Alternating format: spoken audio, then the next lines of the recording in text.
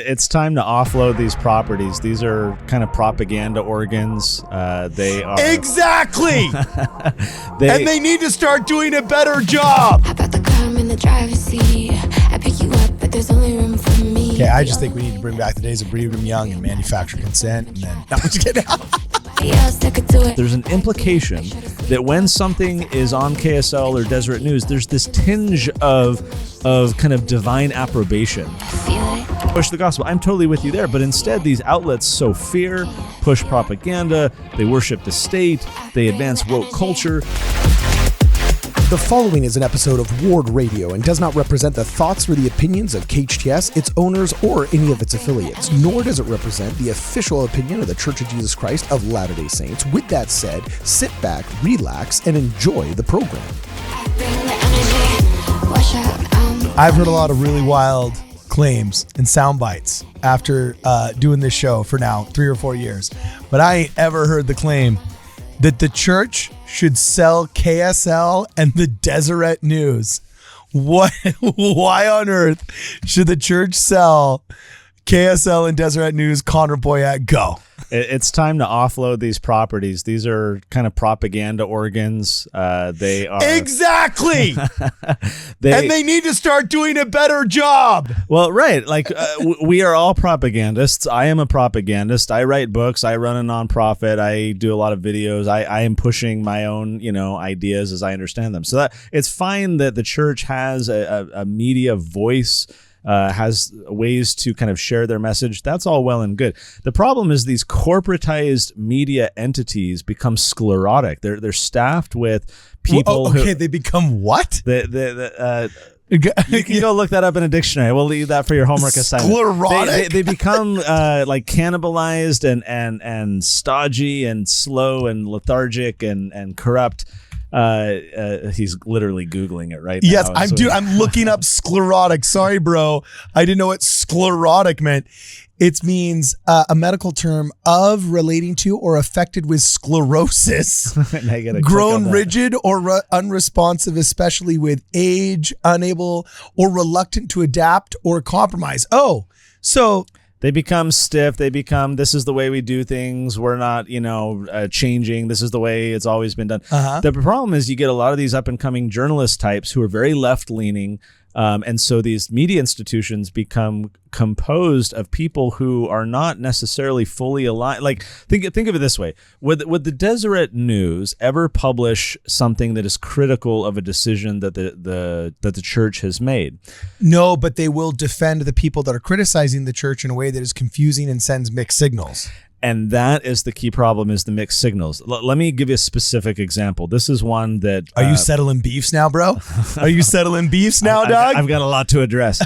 So in 2022, there was a gentleman who gave a speech at BYU, like a forum. This was the Reverend William Barber. Okay. And so afterwards, there's this Deseret News article giving a glowing review of what he was talking about, saying that he aims to unite... He was portrayed as like the new Martin Luther King, that he is trying to unite people across the nation to challenge the evils of systemic racism, poverty, the war economy, ecological devastation. Does this happen to be on November 30th, 2021?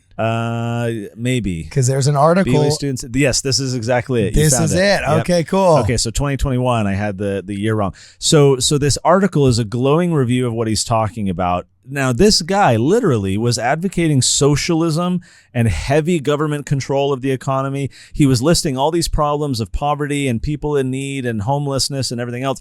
And all of his solutions were heavy taxation, heavy government programs. And so students stand up and applaud this guy because he wrapped it all in this mantle of like moral do-goodery. So what I find fascinating about this is that when you read the article, there is no commentary from anyone who disagrees. Like true journalism is to you get the critical analysis. Okay, here's what this person says, but then here's someone who disagrees. What do you think? Right? Here's kind of two sides or multiple sides. Okay. This article is just a fluffy press release. And so the problem is the mixed signal that you're talking about. There's an implication that when something is on KSL or Deseret News, there's this tinge of of kind of divine approbation. Like, oh, this is the church's There's another media word outlet. like sclerotic, divine approbation. You're saying like approval? Approval, that's right. Yes. Okay, rock on. Yeah. I Just think Tuttle Twins. Okay. Just think. I'll simplify this for the third graders out there. Divine approval. So that's the concern. And I think why, for the same reason that I think that the church needs to redo how it lobbies politically, because of the implication of like, oh, our political positions are favored by God, therefore no one can argue against them. When the church has media outlets, it's implying, or people, at least many people perceive, that this is approved by God. I'll give a very specific and quick historical example. So this comes in 1936. Heber J. Grant is president. FDR is running for U.S. president. Rock on. And so one paragraph here I'll read. As the 1936 election drew near, an unsigned front page editorial in the church-owned Deseret News accused FDR of knowingly promoting unconstitutional laws and advocating communism. And then the editorial favored the other guy, said, hey, this other guy will be good. Sounds like a hot but right take, right? So it says, although many Roosevelt-loving Mormons were upset over the editorial, one future church leader was persuaded. Future first presidency member Marion G. Romney, a staunch Democrat committed to vote for FDR, was deeply torn when the editorial appeared. Again, unsigned. It doesn't say first presidency. It doesn't say church leaders. It's an unsigned editorial from the Deseret News. When the editorial appeared, Romney's biographer said, quote, he felt as if his political life had collapsed around him. After fasting and 3 hours of prayer, Marion concluded that the editorial was inspired and given through the Lord's prophet. He then reversed his political loyalties and labored to dissuade his friends from voting for Roosevelt. But that could be his lazy learning.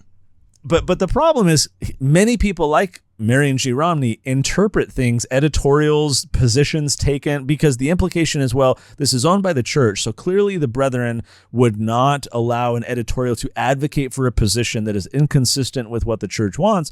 Therefore, the positions that are advocated in the pages of the KSL and Deseret News are blessed by the brethren. Yeah, but that's just the same social idiocy of people en masse that are not very well educated. And that's just the public lazy learning that leads people to think that the Hill Cumorah in New York is the Hill Cumorah in the Book of Mormon.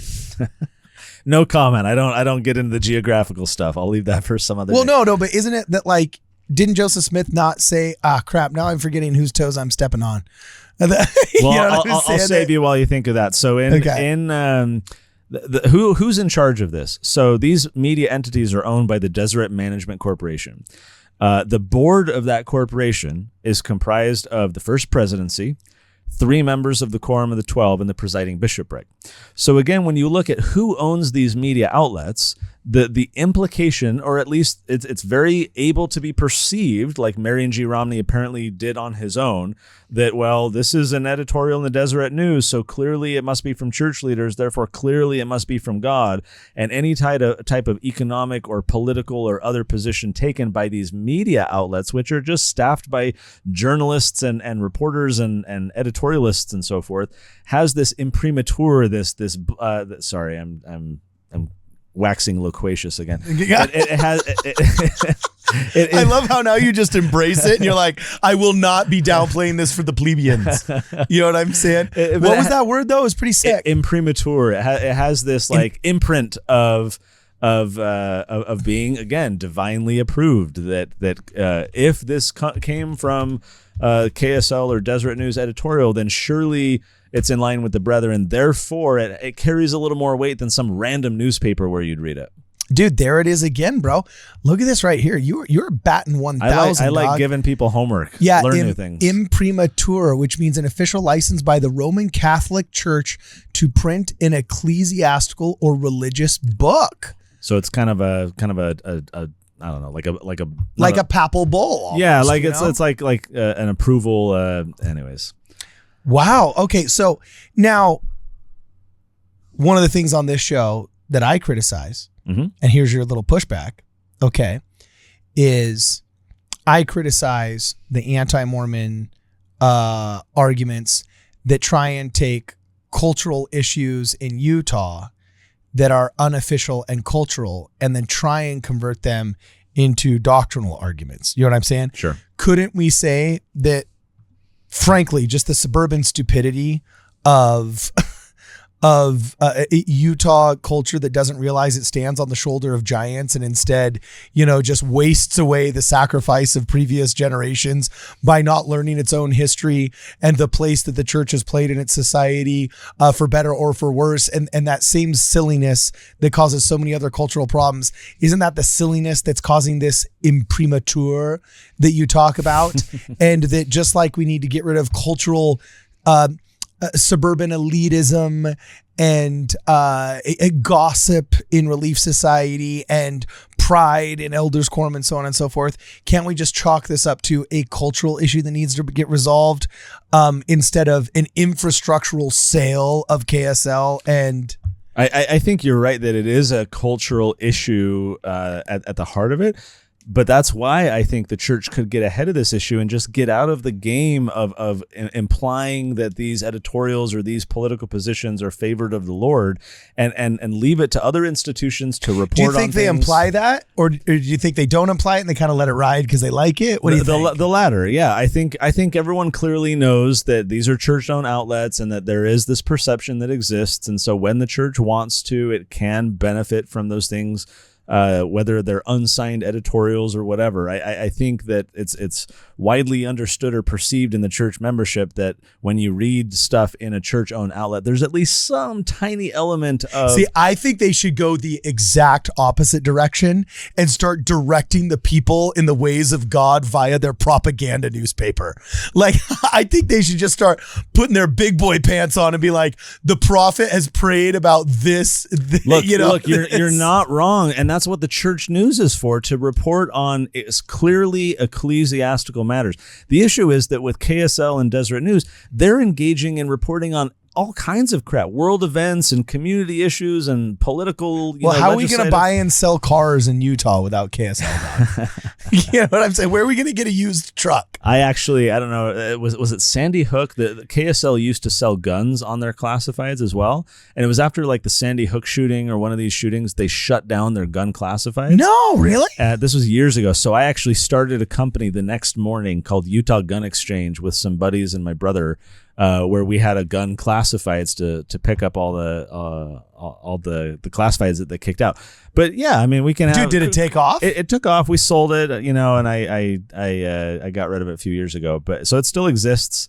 So an enterprising, Shut up, really? Yeah, Utah Gun Exchange. But an enterprising entrepreneur could set up the new KSL classifieds. We could have Craigslist exists. He's literally pulling. Dude, this is Utah so good. Gun Exchange. I love it. Whenever you come on, people think that like I've turned into a prepper and that like I'm about to start doing Patriot food supply stuff.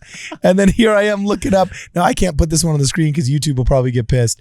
But holy smoke, here it is, dude. This was because KSL shut it down. Yeah, and so we benefited from literally in 24 hours. We had this website operational, and everyone was freaking out. Where do I list my gun? Where do I find guns? Very quickly, everyone's like, "Oh, dude, go to Utah Gun Exchange." There's a guy unloading a 45 here for $1, or is this an auction site and it just starts? No, it's not $1? an auction. They sometimes list them low to get your attention, and then they say, those chumps. They're being tricky." Dude, here's a guy getting rid of a generator. That's not a gun.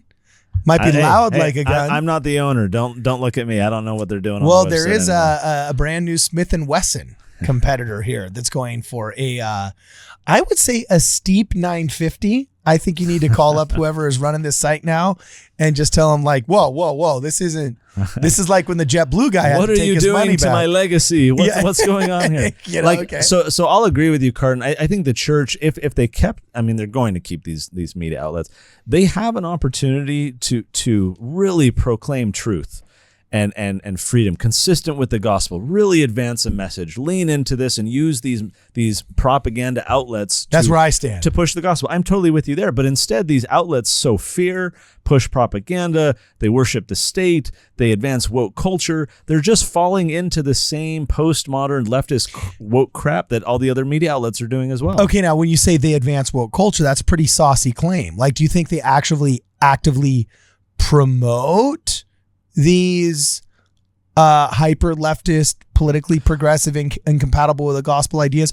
Or do you think that they're just so naive and bad at not doing it or bending over backwards to these people to try and show that they're welcome and inclusive, that they accidentally let them Trojan horse it? Which do you think it is? Well, I think they're not promoting in the sense that they are directly evangelizing it. They are journalists covering these issues. And yet with the example that I shared from this guy at BYU, they gave this glowing review and voice to this guy who's literally advocating socialism on BYU campus, and no voice to the other side. They give voice to the Southern Poverty Law Center, who says that, Christians and conservatives and patriots are all like hate groups and, fringe crazies. They quote them all the time. They never quote the people on the other side. They quote, Planned Parenthood and talk about like pro-choice kind of stuff quite often, far more than they do pro-life kind of stuff. So it's just this is the problem with media writ large, is the kind of selective attention where certain voices are amplified and certain voices are minimized. So is that they are themselves pushing a narrative or advancing a narrative? Maybe, but the fact that they're playing that game and they're pushing a more leftist agenda by virtue of the fact of the people who are employed there tend to be more left. They share these values, therefore they want to advocate them, and you find all these implicit biases that manifest themselves into the work product that these companies are putting out. So whether it's intentional or it's unintentional, I think the reality exists that these outlets tend to favor a more leftist point of view, but then on top have this caked narrative that this is owned by the church and therefore the church is okay with, because if the church wasn't okay with what's being published in Deseret News in that editorial, any one of those leaders could pick up the phone and put a stop to it or get a change because they're in charge. Well, it is true that there is some kind of confusion in the sense that whenever I read a Deseret News article, just simply by the fact that it's like Jeff Bezos owns a Washington Post, and we know that he doesn't allow things to get printed that he doesn't really like too much. Yeah. You know what I'm saying? Right. And so you do kind of wonder, I wouldn't say the church is doing something necessarily wrong as much as there's this built-in wonder where you're just like, is this an opinion article because it's this dude's opinion? Right. Or is it an opinion article because some apostle somewhere right. wants that opinion to be floated around? And I think there's some truth to that. At the same time, though, I am so over faking, like we've faked for the past 50 years, that journalism is unbiased. Oh yeah. Like we all talk about this high and mighty journalistic standards, which, actually I try and adhere to, and they're do minimal harm, have two sources, some of these basics. But at the end of the day, we're disadvantaged as believers and members of the church when we play by rules when nobody else does. And I there's part of me that kind of almost just wishes that instead of calling him like public affairs director or like, what's Aaron Shrinian's title now? I don't remember. I can't remember. He should just be called the propaganda minister, director of global machinations for the church, or whatever. Like we literally should just say yeah, this is the propaganda minister, and just overtly just accept that we need to make, just own it. Yeah. Just go talk to our propaganda minister if you want to make a good commercial. And then at least people know then, if you're going to be buying ads on Deseret News, if you get an email that says, oh, how many ads would you like from so-and-so, Office of the Director of Propaganda for the Church, then at least anybody wanting to buy ads will know, okay, we better have a pro LDS ad here, because these brothers, they know what they're in for. They know that we do church propaganda, so. And again, I feel like the church can push its propaganda, whether it owns plenty of organizations like my own. We can get our message out there. We don't need to own our own media outlet to do so. And if we did, the implication is that we control the narrative. Many think tanks like mine set up their own little journalistic media, companies or outlets. And everybody knows that anything on that website or anything on those social media feeds are done under the purview of and with the blessing of the organization that controls it. It's clear that that relationship exists. In the 1920s, you used to start a newspaper, like the communists would start their newspaper to advance the communist ideal. And then the anti-communists would start their newspaper to attack the communist articles and to advance their ideals. For sure. And we have the church news. The church has its employed internal people to advance the message, to push stuff out there to other journalists, to other reporters. Let them go talk about it. Let them play that kind of corrupt media game. I just feel like if the church is directly involved, then by implication, it's giving its blessing to the advocacy and the positions of these outlets, many of which I strongly object to and I think are inconsistent with our faith's doctrine. Okay, I just think we need to bring back the days of Brigham Young and manufactured consent, and then no, I'm just kidding. Wow.